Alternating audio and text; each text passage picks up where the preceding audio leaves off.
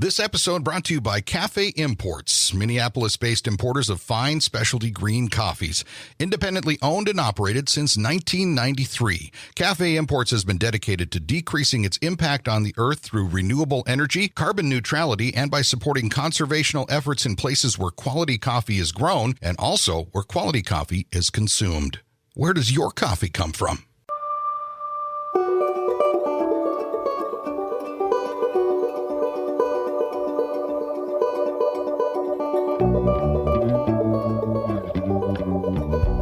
Welcome to the Lake Superior Podcast. I'm Walt Lindala. And I'm Frida Waara. We are made stronger by story, and there's no better source than the continent's largest body of fresh water, Lake Superior. So join us as we highlight the 5 national parks that ring this greatest of the Great Lakes, meet the people, tour the places, and learn about the projects that make these parks and body of water so remarkable. This podcast made possible with the support of the National Parks of Lake Superior Foundation and Media Brew Communications. I'm Walt Lindala. And I'm Frida Waara. Welcome once again to the Lake Superior Podcast. And Frida, I just want to say this, that today we get a chance to talk to somebody that everybody here that listens to the podcast gets to hear some of his work. And that is the theme music that you just heard is an excerpt of a song called King Whirl by David Huckfelt. And Frida, you had a chance to kind of set this up a little bit to talk with our guest today, the musician that created the music that we use as the theme. And I think we're going to really enjoy listening to David tell us some stories. You know, he's been in Tucson and then, of course, now in the Lake Superior region, in the Great Lakes region, living in Minneapolis. But, you know, that lake is big in his music. And, well, I'm not going to talk about it. Let's let David talk about it. Yes, let's welcome to the show here today, David Huckfelt. Hello, sir, and welcome to the Lake Superior Podcast. Hello there, Walt and Frida. It's nice to be here. Thanks for having me. Yeah, first and foremost, thank you for the ability for us to kind of have the chance to use your music with King Whirl as our theme. We got that through the process of the developing of this podcast, and we took a listen to them, and I said, let's do this one. And I have my reasons as why, but one of the big things that I found in that particular piece of music that we use to start off is there is sort of like, to me, I interpret it as an ethereal quality, sort of a like out on the lake kind of feel. And you're the person that created it. Tell us a little bit about that. I mean, in particular with King Whirl and your other music, tell us a little bit about the process. How does it all come together? Yeah, you know, King Whirl was written right there on Lake Superior at Isle Royale at my artist residency that I did in 2019. You know, it's interesting to me, you know, sometimes songs are a long time coming and then they come all at once. And King Whirl kind of references, there's this brief, obscure part of Greek mythology where the god Whirlwind took over and defeated Zeus, and the idea being that it was pure chaos, you know. Whirl was king for a short time, and that's pretty much the way that I see the world right now, is chaos in so many ways. And you have to go to a place, what I was telling Frida, a place where you can hear yourself not think for a little bit, like Lake Superior, kind of to pull out those observations. So I was glad when you guys selected that song, because to me, you know, even though Superior can be fierce and powerful and mysterious, nature, I don't think of nature as having the same kind of chaos that we as human beings have, which ours is a special brand of we have a unique capacity to mess things up, you know. Yes. And occasionally Lake Superior, you know, it always wins that battle, whether it be storms or shipwrecks. And so being up there, I mean, at the lake, you know, I'm an Iowa guy, born and raised, and I've spent time in almost every time zone living in this country. And Minnesota, I guess the gravity of Lake Superior, I've been playing, you know, I've played almost everywhere around that lake over the last 15 years, but I think of it as the kind of solace where good songs can come from. And, you know, you don't go to Lake Superior expecting to take something away. You kind of offer yourself to the experience. So where a lot of those songs come from. I certainly can understand that as someone that lives in Marquette, that is by the big lake, and grew up in the Upper Peninsula. There is a lot of energy there. I'm curious, tell our listeners about yourself. How long have you been a musician, a songwriter? How long have you been doing this sort of thing? I think about 320 years. Wow, he maybe sounds it's 340. great. I lose track. Yeah, you sound great for your age. Well, it's cosmetics, but truthfully, I was telling Frida as well. My life has been kind of a lesson in contrast, and I started out. I was writing poetry, and I was studying theology actually in Chicago. I was nowhere near a musical path, really. And what I found, studying religion in any way, a lot of things didn't add up to me on this Western worldview. So consequently, I was looking for a way for the poems to be presented to people in real time, and I started playing guitar very late in my life. I started at the age of 20. Kind of taught myself, and then started plugging in these lyrics because I wanted, I guess that something that happens in the exchange of live music was what I was after, and of course, there's no shortage of songwriters who've managed to pack, kind of redefine the form and put a lot of perspective shifts in their work. So since that time, I guess. I had a band within 3 months, and I was on touring, within the first year of even playing. So I've learned a lot of quick lessons about how to pull this off. But it's always those retreats.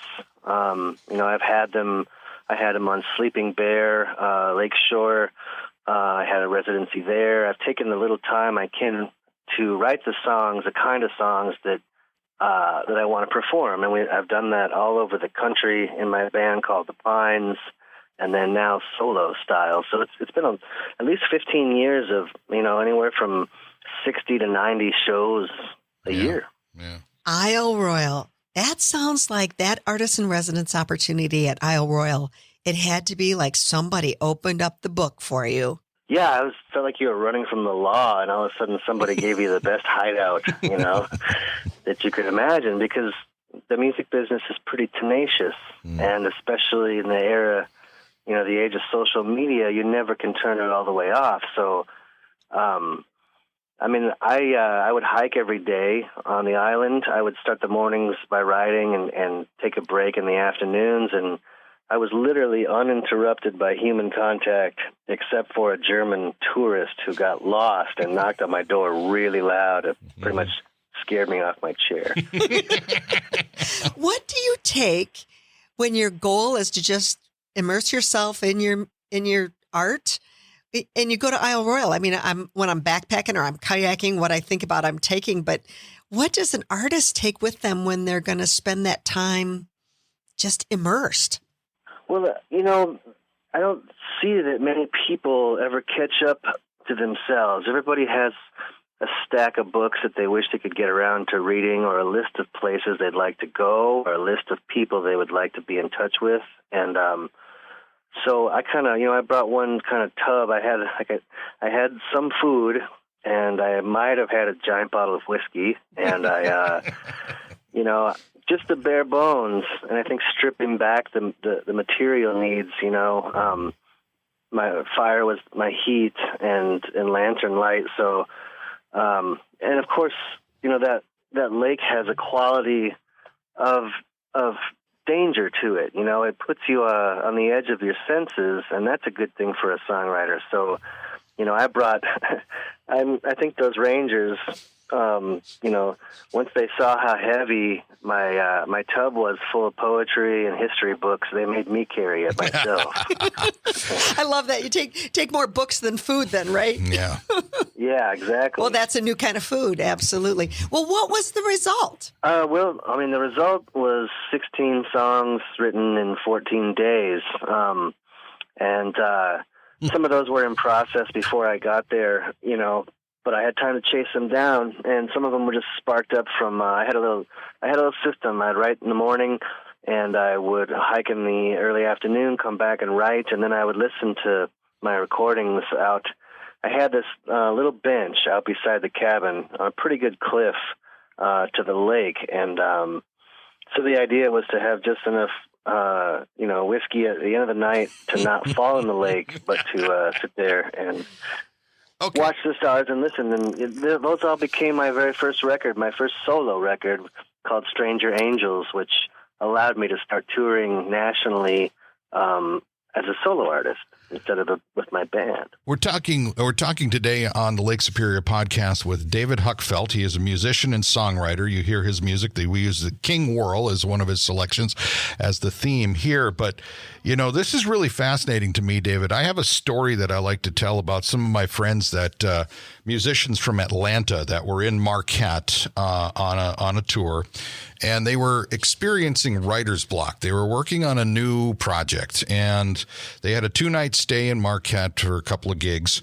and they were just stuck. They couldn't get anything. And the two main songwriters in the band, they were playing, and the place was down by Lake Superior in Marquette, and they went for a walk on the Saturday afternoon between shows, and they said that there was something about the energy of Lake Superior and how it seemed to go on forever, and it had so much depth and feel that the music started to come. It just started to happen, and they were able to create stuff that became their next project, right? It just started to flow. Was your experience similar to that when you got by this power, by this energy, that it started to come out of you, or was it different? Inspiration is tricky and mysterious, but so is Lake Superior, So I would say for sure. I had in one of the books I brought, I had a little postcard, a photograph of a woman named Every Wind, taken by Roland Reed on Lake Superior, 1907, I think. And literally just staring at that that postcard for a bit, that photo, and then also out the window at the lake. I sort of started feeling like I was on the lake, and I wrote a song about this woman because there's no information available. She was the kind of person that didn't have an Instagram account and wasn't a influencer and celebrity. Right. This was Anishinaabe woman on the lakes on the shores of the big lake. So it became kind of a tribute to the indigenous women who have survived, just generations of, I don't want to say abuse, but just, having to hold everything together at a time when nature can be menacing, but also the culture at large. And so that was a feeling, a lot of those songs were, there was a jumping off point where the lake and the fog and the different sounds, just allowed that inner voice to kind of rise up from the bottom. You could go up there looking for the right thing or the wrong thing and maybe not come away with anything. It's a little like fishing, get your bait and hope for good luck. But time slows down, and to me, that's where you start to at least get in the ballpark of the good songs. And why we need those places to be still or to be silent or just to be turned off and turned on in another way, to just open it up. That was Isle Royale, your experience there. And have you had that happen at the other spots around the lake, the other parks, or with the other people around the lake? I've folded those imagery and those experiences of, going out to the spirit tree at Grand Portage with tribal elders, being with Keith Secola and other Anishinaabe folks on Madeline Island, just sort of that sanctity of places that have spiritual power. And, I think the other part of it, all around that lake, the lake has, it has a character of resisting sort of what I would call like corporate manipulation. You know, you're on Isle Royale. They tried to log. They tried to mine. They tried to figure out how can we make money off this thing. And then eventually, because Superior is so, so brutal and so vibrant, they just kind of gave it up and made it a park. And it's kind of a little bit like a Tower of Babel or something, where it's like this.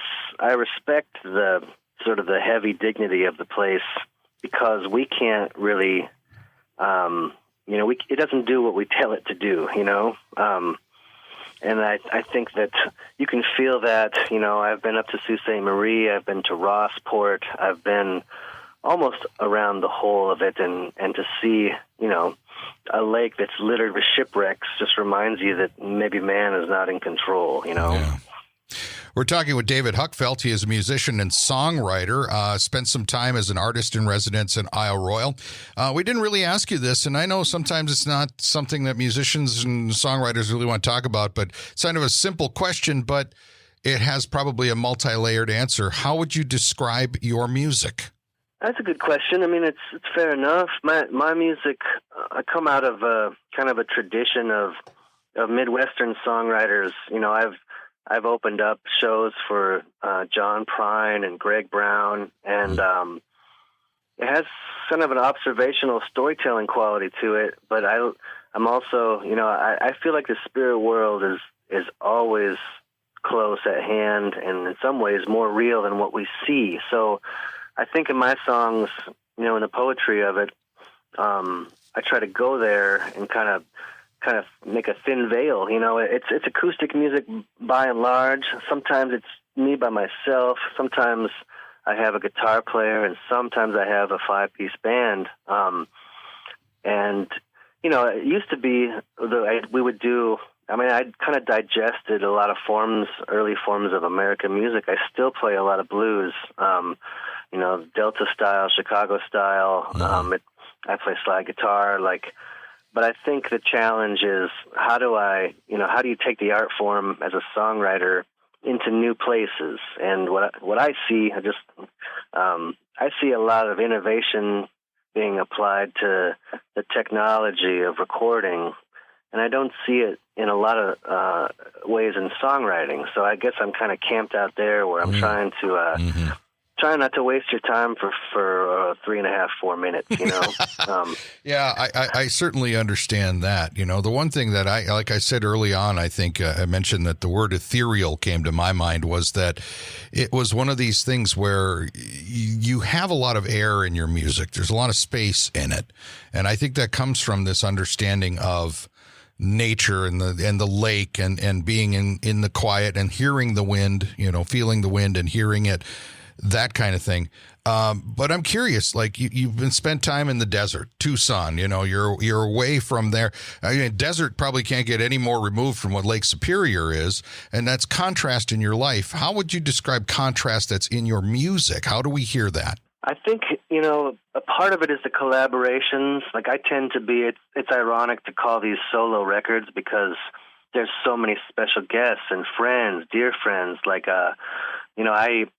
This first record, written on Isle Royale, we released it, and then for my most recent record, which is called Room Enough, Time Enough, it's down in the Southwest. We recorded in Tucson. The title of that record comes from a Navajo phrase for Monument Valley, which is the land of room enough and time enough, and that could be just as easily applied to Lake Superior. So it is.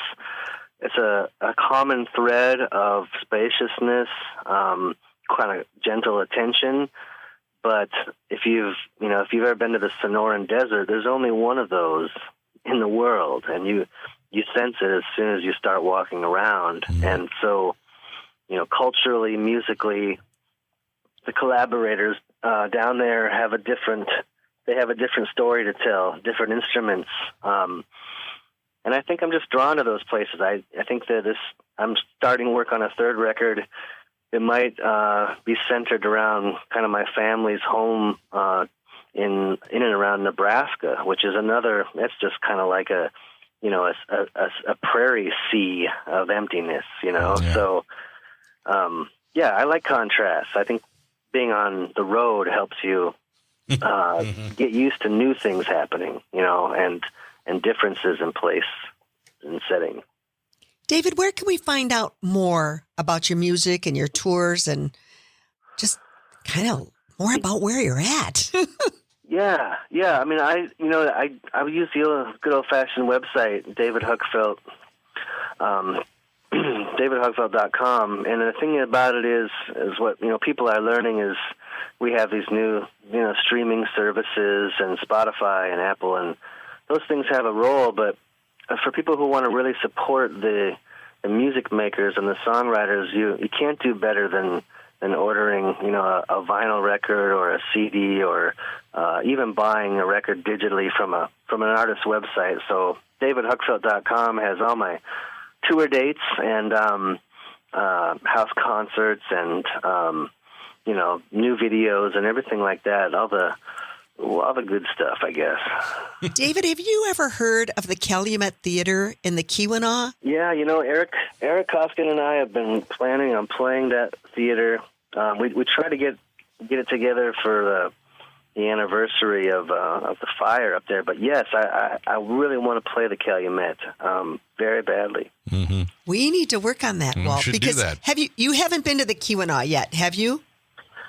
I tell you what, I played Copper Harbor. I played Bell's Brewery. They have a bike race up there, yep. And I played. I've been up there. And I played in Houghton and a few places that way. But there's more to Michigan than anybody understands, except you folks who live there. Yeah, exactly. And the Keweenaw, which is where Walt grew up, we always say it's the Upper Peninsula of the Upper Peninsula. Yeah, it is. Yeah. Hey, I got a question for you, David. In terms of your music, are you using it? How are you using it? Maybe to build respect for Superior, tell the story about the lakes, the parks, the people. How are you doing that? I mean, it sounds like with some of these projects and respecting the artist and residency times and things that you've had, how are you using all that to tell the story about Lake Superior?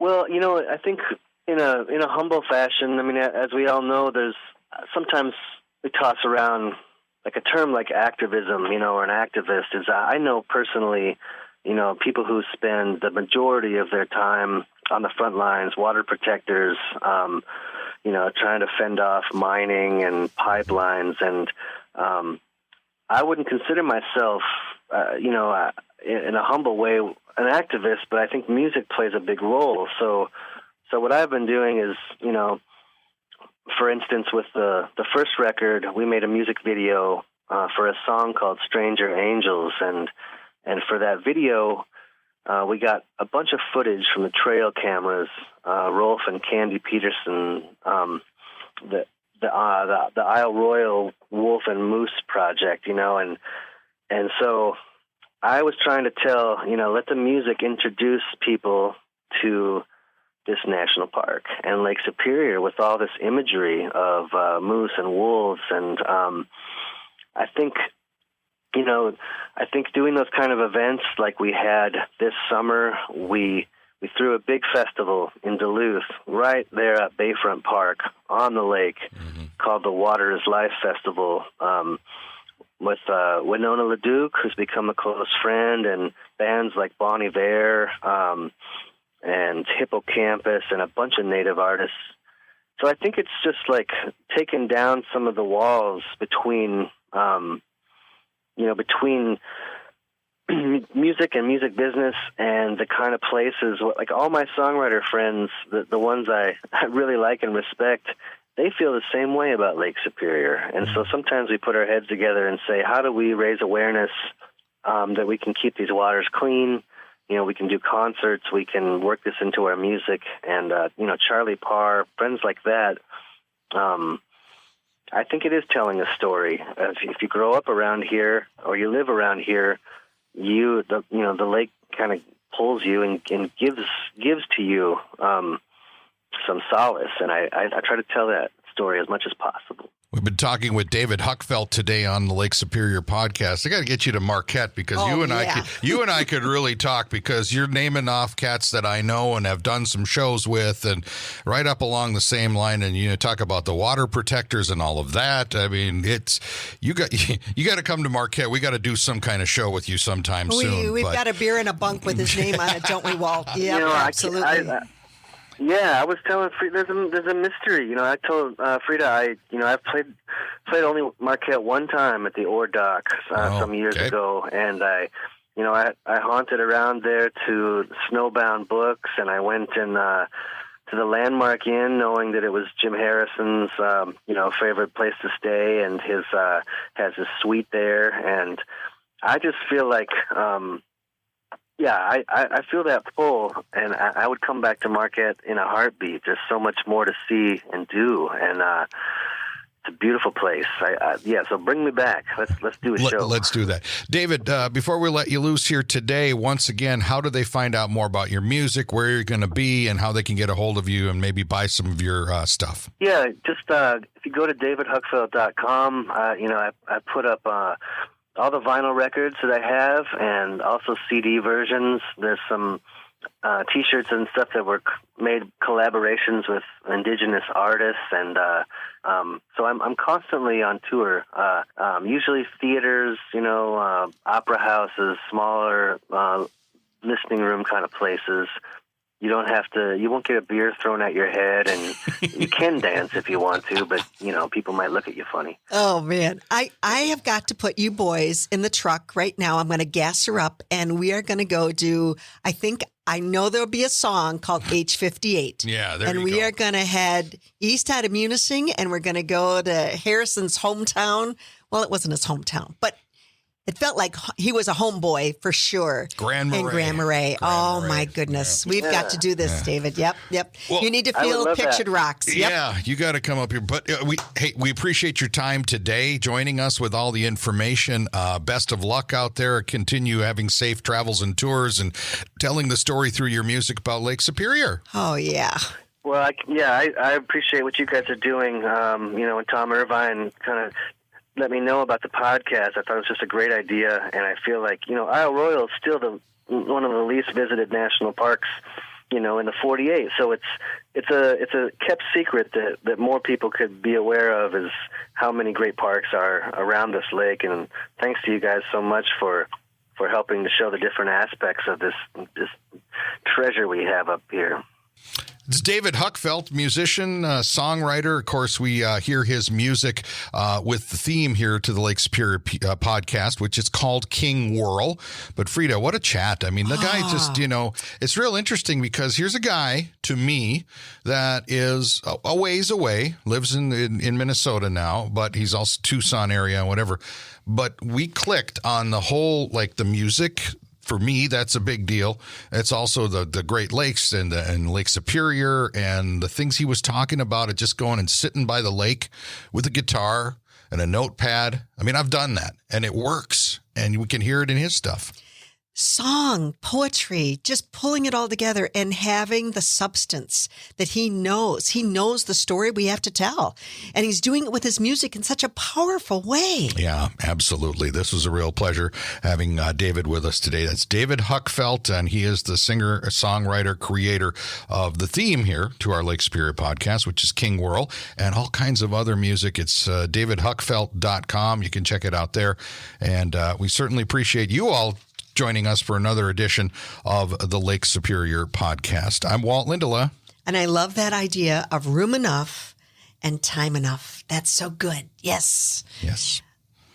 Lake Superior Podcast appreciates your comments, and you can do that by getting a message to us through the National Parks of Lake Superior Foundation Facebook page or our website. Because Walt and I would love to hear the story ideas that you might have to share with us. And let's continue this next season of great stories about that big blue. Absolutely. Thanks for taking your time with us today. I'm Walt Lindala. And I'm Frida Waara. Thanks for listening to the Lake Superior podcast. The National Parks of Lake Superior Foundation, NPLSF, is the only official nonprofit 501c3 fundraising partner of the National Park Service for all 5 U.S. national park sites on Lake Superior. To learn more about NPLSF projects and programs, you can visit the website at nplsf.org or friend them on Facebook. I'm Frida Waara. And I'm Walt Lindala. Thanks for listening to the Lake Superior Podcast. This podcast made possible with the support of the National Parks of Lake Superior Foundation and Media Brew Communications. This episode brought to you by Cafe Imports, Minneapolis-based importers of fine specialty green coffees. Independently owned and operated since 1993, Cafe Imports has been dedicated to decreasing its impact on the earth through renewable energy, carbon neutrality, and by supporting conservational efforts in places where quality coffee is grown and also where quality coffee is consumed. Where does your coffee come from?